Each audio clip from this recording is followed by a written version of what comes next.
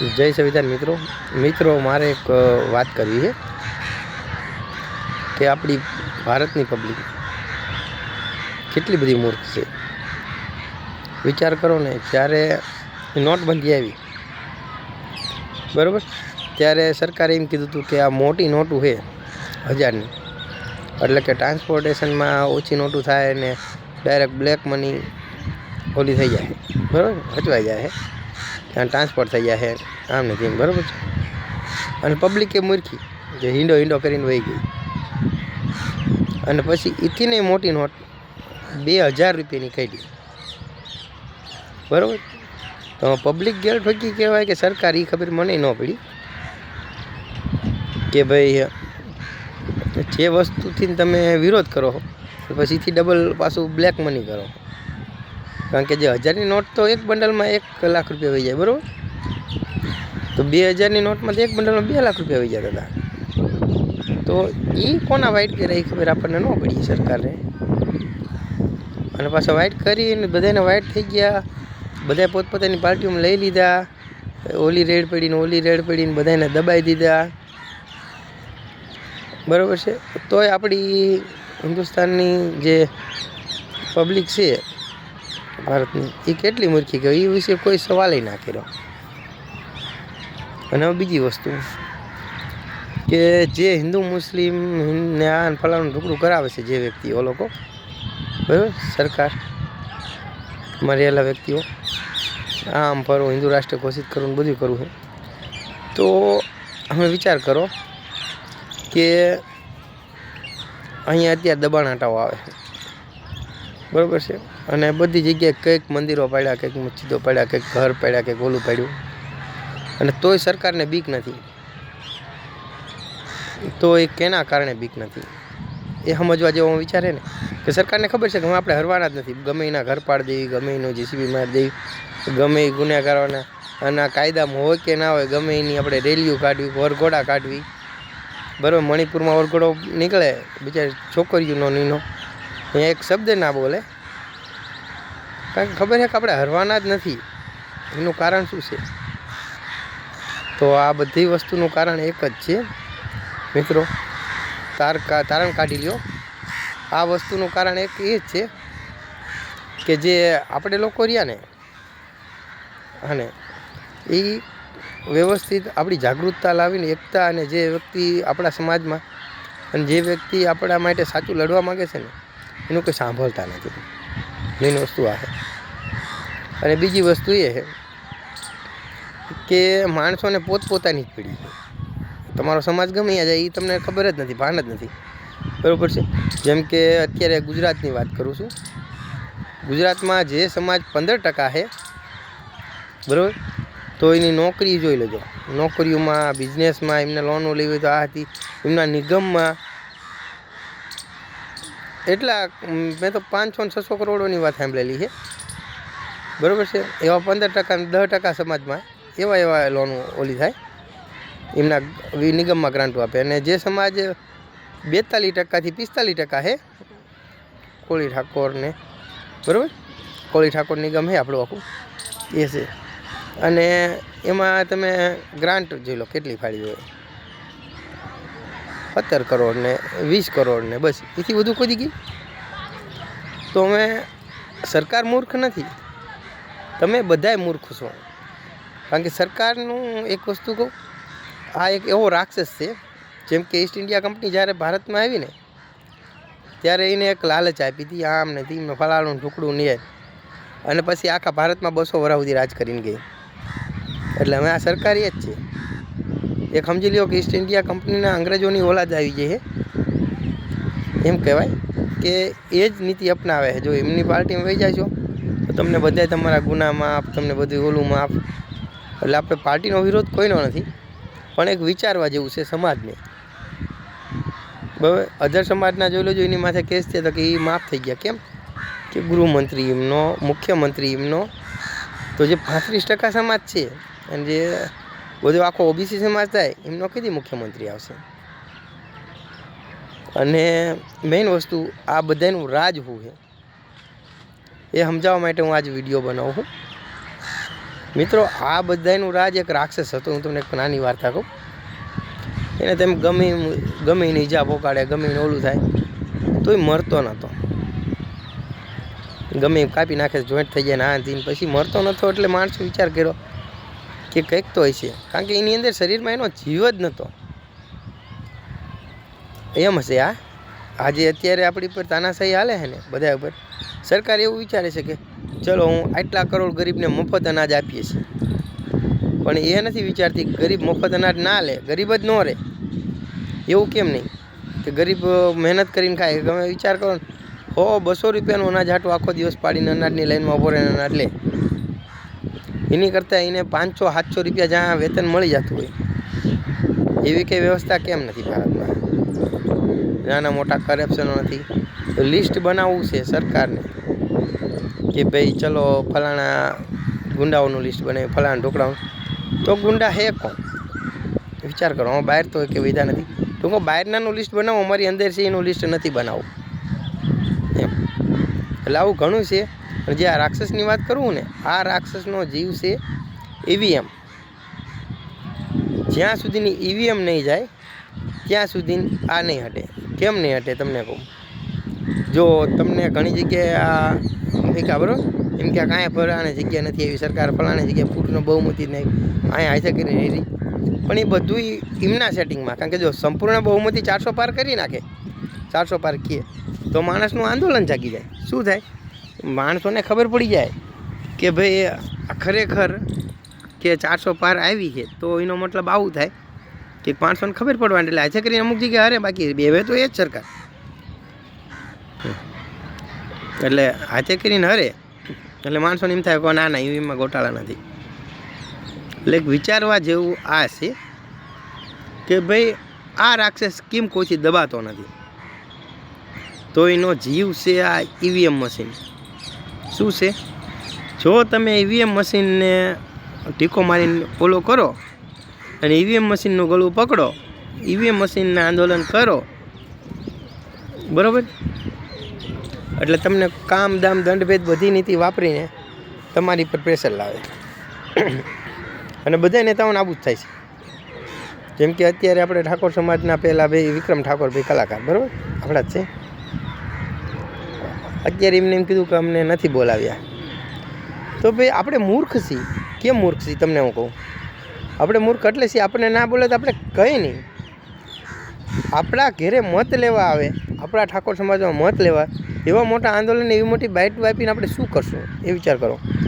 બાકી સરકારનો જીવ તો ઈવીએમ હશે, ઈવીએમથી હટશે નહીં, નથી ઓલી કરશે નહીં. અહીંના હમણાં તમે ચમચા બધા બની જશો તો તમને બધાને બોલાવશે. એટલે એક જાણવા જેવું આ છે. બીજી વસ્તુ, સમાજને મારે એક એવો, હું કોઈ ભાજપ કોંગ્રેસ કરવાવાળો વ્યક્તિ નથી. આપણો સમાજ ગમે એ રીતે આગળ વધે, પણ ભાઈ આપણા સમાજમાં જે વ્યસન દુર્વ્યસનો છે એ કેના હિસાબે છે? તમને એમ લાગે કે સરકાર વેચવા દે એટલે હે? સરકારમાં કોણ વેચે છે? જે વ્યક્તિ 2 નંબરનો ધંધો કરતો હોય છે એ વ્યક્તિને તમે ક્યારેક જાયજો, જે દારૂ વેચતા હોય છે, જે આવો ગાંજા બાંજા જે પણ ભક્તિ વ્યક્તા હોય છે, અહીંયા જાયજો, એનું કંઈક ને કંઈક કનેક્શન કાકા બાપા ને દાદા ને મામા ને ફૂઈને ફલાણું ઢોકળું ચેંકથી ચેંક તો સરકાર હારે નીકળશે. તો એનું શું કારણ? જેમ કે આપણા સુરેન્દ્રનગર જિલ્લામાં સારા બુટલેગરો, કાકા મામા ને બાપાને પોતે જ હોય, કાં કોકની બાયડી હોય ને કોકના હાયડા હોય તો ખરા સરકારમાં, સમજ્યા? નાનો મોટો કાઉન્સિલ હોય, નાનો મોટો હોદ્દો લીધો હોય, કારણ કે એમને ખબર છે કે હાંકવાનું કેમ છે. આમાંથી આપણે ગ્રાન્ટ આપવાની ને આપણે મૂર્ખા પાસે એવા કે 500 રૂપિયા ને એક ઇંગ્લિશનો બાટલો અને એક દેશીની પોટલી હાટું પાછા મતી દીધી. મત દો કે ન દોયથી નહીં ફેર નથી. આ તો તમારો બધો દેખાવ છે. હું તો આ સમજું કે આ તો તમારા બધાનો દેખાવ છે. મત તમે દેશો કે નહીં દો એનો કોઈ મતલબ નથી, કારણ કે મત તો તમે 5 ગમે એ વ્યક્તિમાં નાખશો એટલે 3 તો સરકારમાં જ પડવાના છે, બરાબર? કારણ કે મોટો આનો જીવ છે ઈવીએમ મશીન. તમે વિચાર કરો, તમે ગમે એટલે દૂર હોય, તમારી પાસે નાનો એવો મોબાઈલ હોય, નાની એવી ઇલેક્ટ્રિક વસ્તુ હોય, અત્યારે તો લેમ્પ પણ એવા નીકળ્યા છે કે તમે બંધ કરવા ભૂલી ગયા હોય તો કે ગમે ત્યાંથી મેસેજ કરો એટલે લેમ્પ બંધ થઈ જાય, લેમ્પ ચાલુ થઈ જાય. ઘરના વાઈફાઈ કેમેરા એવા નીકળ્યા, ગમે ત્યાં બેઠા બેઠા જોઈ શકો. યાર આ તો આવડું મોટું સરકાર બનાવવાનું મશીન છે, તો એ કેમ હેક ના થાય? અને જે વ્યક્તિ એમ કહેશે કે હેક ના થાય ને આ સાબિત કરી દો નામથી, તો ભાઈ અમારે હવે સાબિત કરવાનો કોઈ ઓલો નથી, કારણ કે અમે વ્યક્તિ નાના છીએ. અને જો તમને એટલી ઈમાનદારી ફૂટી નીકળતી હોય, તમને એવો કીડો લાગતો હોય બરાબર સરકારને, તો ભાઈ એકવાર બેલેટ પેપર ઉપર મતદાન કરાવો ને યાર. ચલો 10-15 વર્ષ બેલેટ પેપર ઉપર મતદાન કરાવો, કારણ કે ખબર પડે. વિચાર કરો ને, તમે અયોધ્યામાં મંદિર બનાવ્યું બરાબર છે ને, અયોધ્યામાં સરકાર ના આવી, એવડું મોટું રામ મંદિર બનાવ્યું, કેમ સરકાર ના આવી? એટલે કરવાનું નાટક હતું. ઈવીએમ તો અહીંયા એક જ હતું, પણ એક ટૂંકમાં નાટક, કારણ કે ખબર છે કે આપણે રોડ રસ્તા તોડ્યા છે ને, જો અમે પબ્લિકને અહીંયા આપણે જીતીને દેખાડશું તો પબ્લિકને ખબર પડી જાય છે કે આ કંઈકના ગરીબોના ઘર પાડી દીધા, કંઈકનું ઓલું કરી નાખ્યું છે. અને અત્યારે બધી હાલે જ છે. અમદાવાદમાં 200 ઠાકોર સમાજના 200 ને 20 મકાન તોડી નાખ્યા, આમ ફલાણું કરી નાખ્યું, ટુકડું કરી નાખ્યું. ત્યારે સોમનાથમાં, અમદાવાદમાં જે વ્યક્તિ એના ખિલાફ થાય. અને હું આ વિડીયો બનાવું છું, તમને ખબર છે મારે શું ફાયદો છે? કાલે હવે મારા ઘરે જીસીબી આવી જાય, પણ મને એટલી ખબર છે કે ઘણા ચમચાઓ એવા છે જેની ચોટલી અમારા હાથમાં છે. મારા ઘરે જીસીબી આવે તો પછી કે એકના ઘરે દાવડ નથી. અને બીજું વસ્તુ એક ફાયદો એ મારા પાસે છે, મારી પાસે ઘર જ નથી. એટલે આપણે બહુ એટલે આવજો માણસ દબાય ક્યારે? જ્યારે એની પાસે કંઈક હોય. હું પોતે જ બીજા મકાનમાં રહું છું મારા બેનની સાથે, બરાબર છે. અને એક વસ્તુ એ, મારી પાસે બેંક બેલેન્સ, કોઈ એવો બેંક બેલેન્સ નથી જે સરકાર આપણે આંગળી કરી શકે, બરાબર. આ જો એ નીનમન બગીચામાં બેઠા હી, બરાબર છે, એને મોજ કરવી છે. એટલે ખરેખર સાચું કહેવા માટે કંગાલ થવું જરૂરી છે, કારણ કે જ્યારે આપણી પાસે ધંધો હતો, જ્યારે આપણી પાસે ઘરના હતા, બધું હતું, ત્યારે સરકાર આપણને આંગળી કરતી હતી. શું કરતી હતી? કે ભાઈ આ પહેણેલો છે, ઘરના દબાવે, આમ હારી આમ દબાવે, નાઈકોર ઘર દબાવે, નાઈકોર દબાવે. હવે સારું ટેવનું એ કંઈ રહ્યું નથી ઘર રહ્યું, નથી બહાર રહ્યું, નથી સારો ધંધો રહ્યો. હા જો એમને ગેલ ઠોકાવ ને એવું હોય તો આપણે ડબલ ગેલ ઠોકાહી, બરાબર છે. એટલે આ તો આપણે સાચું કહેવી, ડબલ ગેલ ઠોકા મતલબ કે કોઈનો વિરોધ નહીં. અને હું એમાંય કહું છું, જોઈ લો, મેં મારા ઘણા વિડીયો એવા પણ આવે છે કે હું યુપીમાં ગયો હતો, અયોધ્યા ગયો હતો, ત્યારે મેં એક વિડીયો મૂક્યો હતો કે ભાઈ યોગી સરકારમાંથી ગુજરાત સરકારને શીખવા માટેનું. તો મેં યોગી સરકારના વખાણે કર્યા હતા, હા કે વ્યવસ્થાને લઈને, મહાકુંભની વ્યવસ્થાને લઈને આ હતી, મેં ઘણા ઓલા બનાવ્યા હતા. ટૂંકમાં એવું નથી, દુશ્મન જો કદાચ આમ સાચી વાર કરવાવાળો હોય ને, ઓલો હોય ને વટવાળો, તો એનાય વખાણ થાય. અને એ આપણા ઠાકોરોના ખૂનમાં છે, લોહીમાં છે.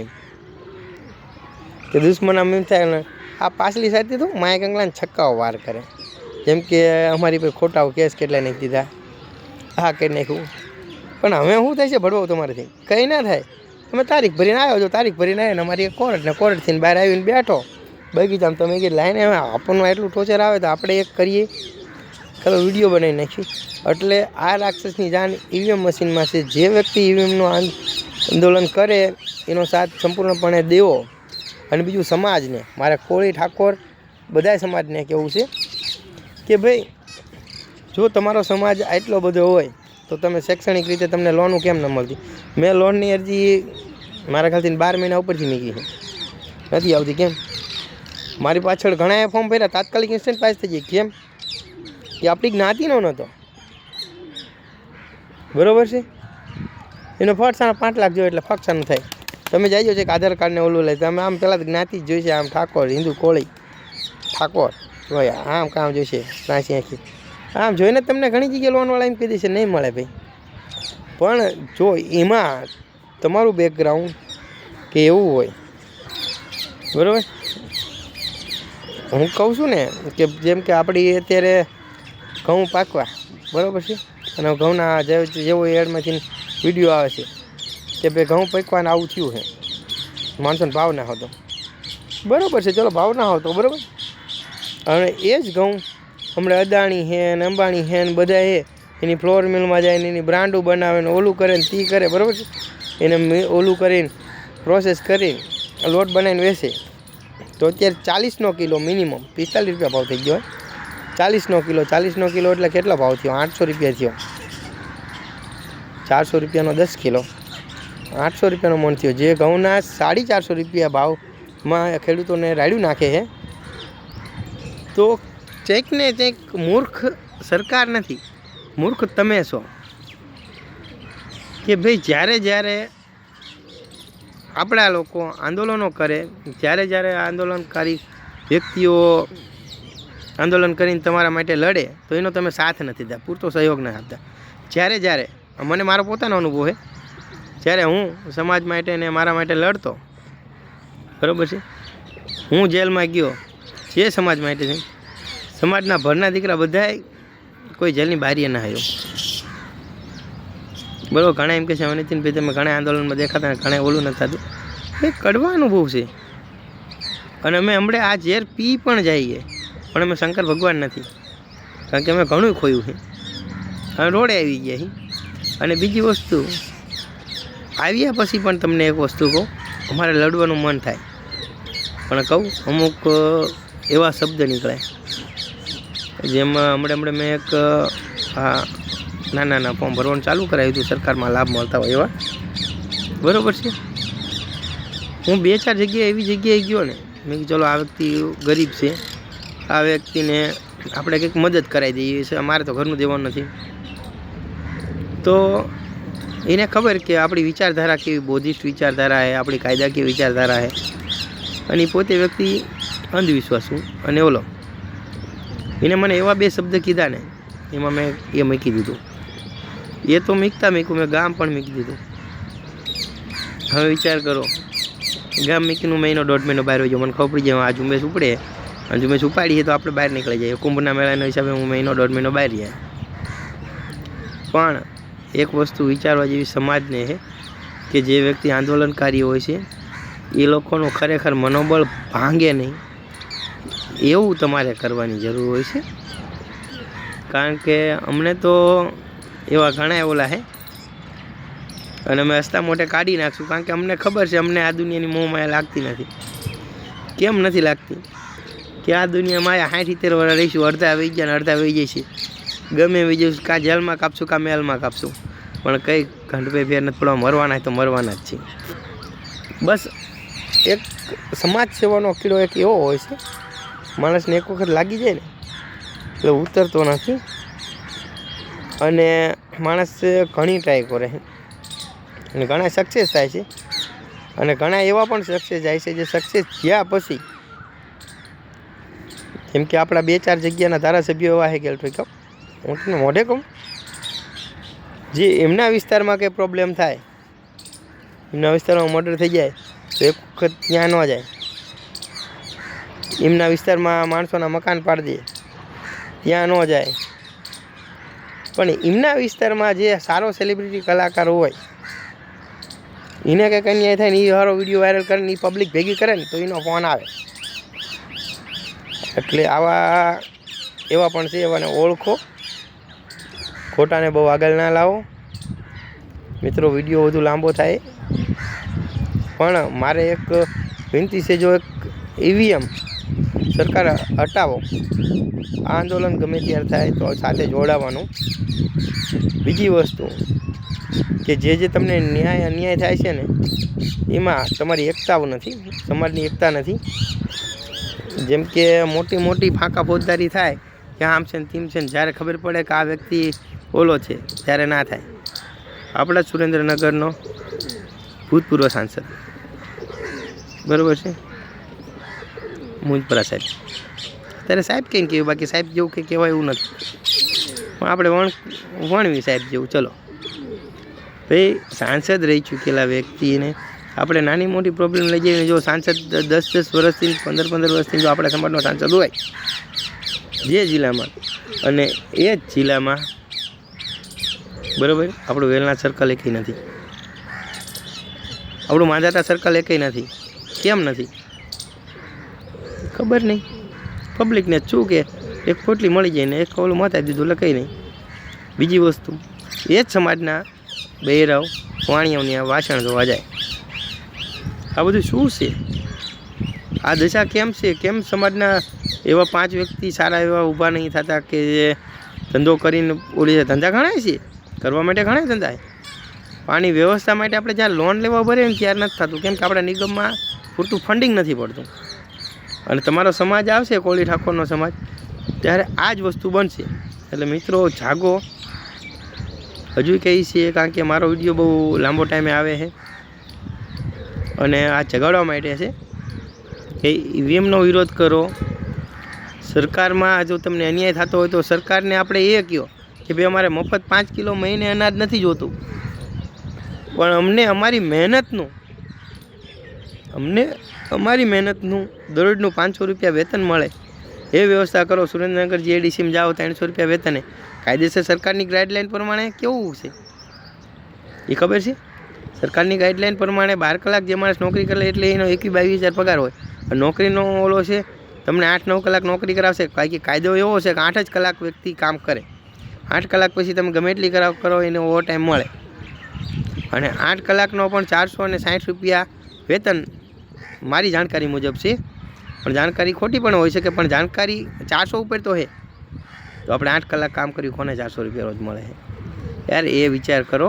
તમને જાગૃત કરવા માટે અમે આ બગીચામાં બેઠા હોય ને જો આવા સારા પક્ષીઓ બેઠતા હોય ને આમ જો આવા કબૂતરો ચણતા હોય, આવું પાછળ નાનું મોટું રળિયામનું પાણી હોય, ઠંડો પવન આવતો હોય, અહીંયા એમને હૈયાબાર કરવી હોય તો મિત્રો જાગો અને જાગીને ક્યારેક સમાજનો સાથ દો. ભલે અમારી જેલની બારીએ ન આવે તો કંઈ નહીં, એ અમને અફસોસ નથી. અને મેં એ પણ કહીએ છીએ કદાચ કુરબાન થવું પડે તો થઈ જાય. શું જો એ બાને અમારે એકની કુરબાનીથી સમાજ જાગતો હોય તો. અને મિત્રો બીજી વસ્તુ મારી એવી પણ કહેવાની છે કે જે વ્યક્તિઓ સરકારની ખોટી ચમચાગીરી કરે છે તે વ્યક્તિને પણ ઓળખો. હા, તમે કરો એવું નથી, પણ તમારા સમાજ માટે શું છે એ વિચાર કરીને કરો. શું તમારો ધારાસભ્ય, તમારો સાંસદ સભ્ય અહીંયા ગયો પછી તમને શું ફાયદો થયો? કંઈ થયો? એટલા તમારા સાંસદો છે, એટલા ઓલા છે, બરાબર. તો તમારો મુખ્યમંત્રી ક્યારે બન્યો ગુજરાતમાં? બનાવો.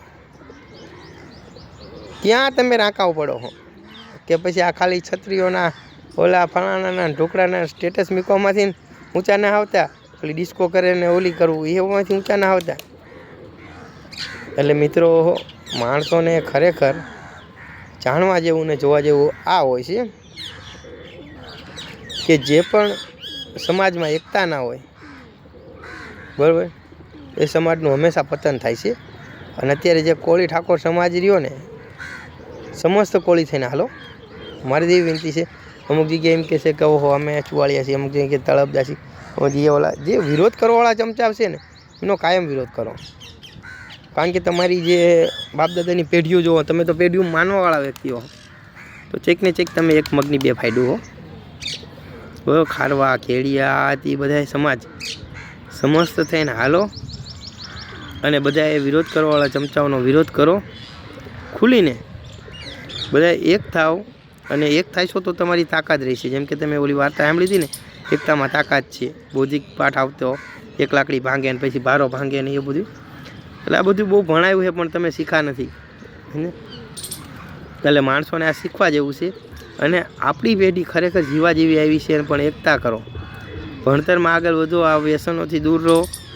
અને સરકારમાં પણ એક એવો દાખલો બેસાડો કે અમારો સમાજ એવો રાંકો નથી. કારણ કે જો મારી જેવાને આવો વિડીયો બનાવવો પડે કે તમે ખાલી સ્ટેટસ લગાડવામાં માહિર છો, એક ઓલાનો વ્યક્તિનો ઓલો આવે ને સ્ટેટસ લગાડી દે અમે આમ નથી, એલા પૂછડું તમે આમ નથી, રવા દો ને અમને બોલાવો નહીં ને. કારણ કે જે મેં બોલવી ને માણસોને બળતરાયું થાય, પણ સાચું કેવી, અને સાચું હંમેશા કડવું હોય છે, બરાબર છે.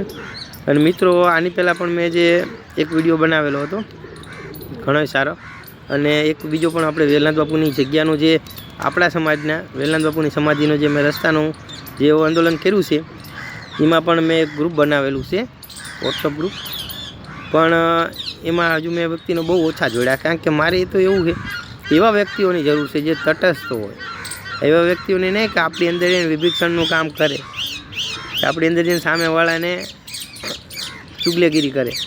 એટલે એ વ્યક્તિમાં મેં બહુ ઓછા વ્યક્તિ, કારણ કે હું તો દરરોજનો 1 રૂપિયો કાઢીએ છીએ, અમે કાઢશું પણ જ્યારનો ગ્રુપ બનાવ્યું ત્યારથી અત્યાર સુધીના ઘણા વ્યક્તિઓ કાઢે છે, પણ અમે હજુ સુધી કોઈનો ઉઘરાયો નથી. એમને એમ જ કીધું છે રાખો, તમારા ગલામાં નાખી દેજો, વર્ષે 365 રૂપિયા ગમે નાખી દેજો. મિત્રો જે હોય તે અત્યારે હું સમાજને જાગૃત અત્યારે ઓલી કરવામાં નથી રહેતો, પણ આ જાગો અને ઇન ફ્યુચર તમારા સમાજને કોળી ઠાકોર એકતા મિશન દ્વારા જે માણસો હાલે છે, ઘણા સારું એકતાનું કામ કરે છે, એમની સાથે જોડાઓ. અને જે નોખા પાડવાનું કામ કરે છે એવાને પણ ઓળખો અહીંયા, કારણ કે એવા ઘણાય છે. એટલે બધાને ઓળખો, એક થાય છો તો તમારું કંઈક વળશે, તમારી નોંધ લેવાય છે, નકર પછી તમે ખોવાઈ જશો. અને આવું અમને ભવિષ્ય દેખાય છે ત્યારે અમે આવા શાંત વાતાવરણમાં આવા જો પોપટ બોલે, આવા કબૂતર બોલે, આવા ઠંડુ વાતાવરણ સમજ્યા, અને આવા સારા બગીચે બેઠા છીએ, પક્ષીઓને વચ્ચે અને આવી હૈયાબાળ કરવી છે, તો એનો પણ અમને લાભ મળવો પડે. અને બીજી વસ્તુ હું આ યુટ્યુબમાં નાખું છું મિત્રો, મારી યુટ્યુબની ચેનલની જે પણ આવક છે બરાબર, અને આ વિડીયો મેં લાંબો એટલે બનાવ્યો છે કે મારે થોડીક કલાકો ઘટે છે યુટ્યુબમાં જોવા માટેની, એટલે એ પણ. અને બીજું મારી યુટ્યુબ ચેનલ નીતિન ઠાકોર 4539 બરાબર, આ મારી યુટ્યુબ ચેનલ એને પણ સબસ્ક્રાઈબ કરો, કારણ કે મારે આના માટે હું પણ આ બધી વસ્તુ છે ને એની આવક હું સમાજ સેવામાં જ નાખું બરાબર છે. એટલે એ પણ આપણી ચેનલ મોનિટાઈઝ જેમ બને તેમ જલ્દી થઈ જાય, અને જેમ બને તેમ સારો સમાજને જાગૃત થાય એવા વિડીયો નાખું, એવી આપ સબ પાસેથી આપણે આશા રાખું. ને કોઈને ખોટું લાગ્યું હોય તો માફ કરજો, કારણ કે જે છે એ હકીકત છે. અને આપણે હું આજે હકીકત કીધી છે એ ખરેખર આપણા સમાજમાં, આખા ભારતમાં છે, આ આખી ઓલ ઇન્ડિયા પ્રોબ્લેમ જ છે. અને જે આપણી નોંધ નથી લેવાય એના માટે આપણે જાગૃત થવું જરૂરી છે. જય વેલનાથ, જય માનતા, જય સંવિધાન, ગુરુ, જય સદારામ બાપા.